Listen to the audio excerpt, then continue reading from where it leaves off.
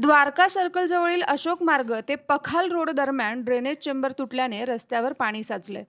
उड्डाणपुलाच्या कामामुळे वाहतुकीचा ताण असतानाच उघड्या मॅनहोलमुळे वाहन चालकांची चांगली कसरत होते.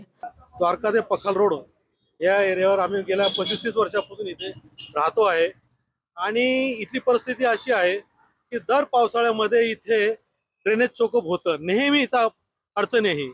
आत्ता मागच्या 8 दिवसापूर्वी इथे एक गाडीवाला स्लिप झाला आणि त्या ड्रेनेजमध्ये जाऊन पडला. पण एवढं लोकांना कळून सुद्धाही नगरसेवक पण बघून जातात, पण काही काम करत नाही. पण ऍक्सिडेंट झाल्यानंतर कमीत कमी याची दखल तर घ्यायलाच पाहिजे. कोणी याच्याकडे सगळं दुर्लक्ष करतायत. ह्या पखाल रोडवर तुम्ही जेवढे ड्रेनेज ढापे आहेत, तो एकही ढापा व्यवस्थित नाहीये.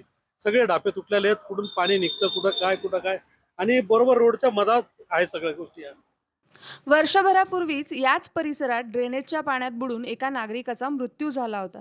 तरीही समस्या कायम असल्याने नागरिकांमध्ये नाराजी आहे. महापालिकेने तातडीने चेंबरची दुरुस्ती करावी अशी मागणीही होते. अब्रार पीरजादे, आपलं नाशिक.